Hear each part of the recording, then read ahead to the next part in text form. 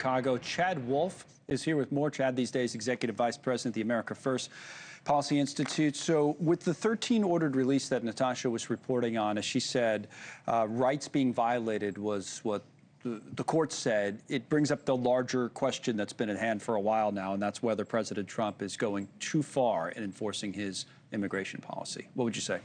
Yeah, I don't believe he is. ICE has a mission given to him by the United States Congress, and they're fulfilling that mission.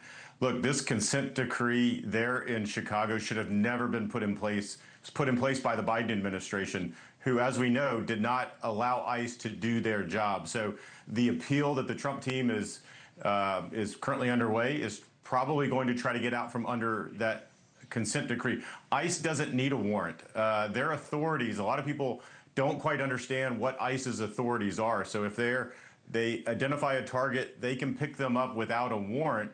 And so for a judge to say, well, look, if you do that without a warrant and they're not a flight risk, then you got to let them, you got to release them back into the community. It's ludicrous.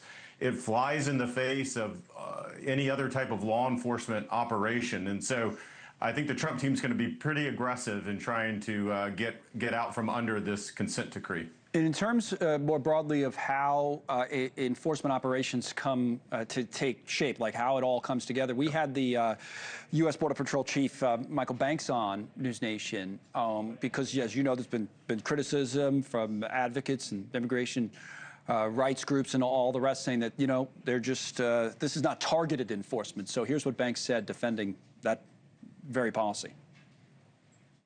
Everything we do is targeted enforcement. Even in a Home Depot parking lot, we know who we're looking for in that parking lot. We're going after that criminal alien that we've got the intelligence on, we've done the research on, and we have what we call collaterals, which are those other illegals that are in that area. And so it should be no surprise that if you target a criminal illegal alien, you're going to find other individuals that are illegally in this country.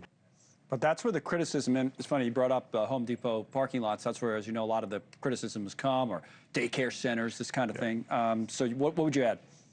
Well, a couple of things. Under the Biden administration, if Border Patrol or ICE had a target, someone that they knew was in the country illegally, and they would go into a house or they would go into a parking lot, wherever they were, and they found that individual, but they also found 10 others.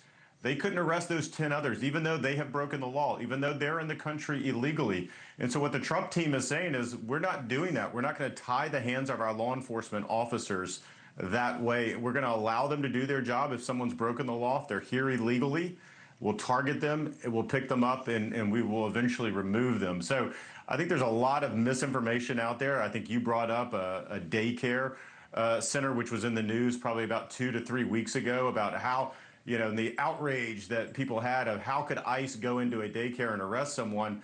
But what a lot of people didn't actually carry was the fact that ICE pulled that individual over at a traffic stop. They ran, they sped away from ICE. They then dumped their car in a parking lot and ran into the daycare facility. So context and facts matter in this case. And I think we need to make sure that we're giving law enforcement a lot of credit. It's a very dangerous job, and they need to do it. Now, as the whole thing shifts to Charlotte, North Carolina, the next big operation, we're told, Chief Bovino and company, our White House correspondent Kelly Meyer caught up with the border czar, Tom Homan, to try to ask him about that today. Here it is.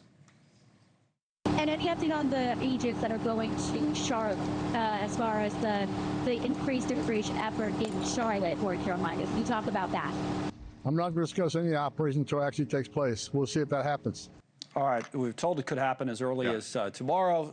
Homan doesn't want to get out ahead of it. The Democratic Congresswoman from North Carolina, Alma Adams, saying that everyone deserves to be treated with dignity. And what we have seen Border Patrol and ICE agents do in places like Chicago and Los Angeles is use excessive force in their operations, tear gassing peaceful protesters, threatening the well-being of communities that they enter. And those tactics and values have no place in the city of Charlotte or Mecklenburg County. All right, let's make this the final point. Chad, what about Charlotte?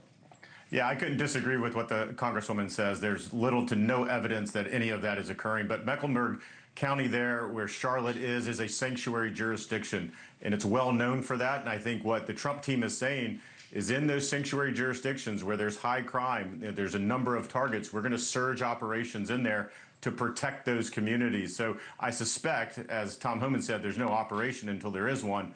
I suspect that's what they're going to do over the next several weeks. All right, we'll watch it in Charlotte and elsewhere. As always, thank you, Chad Wolf. Now, we have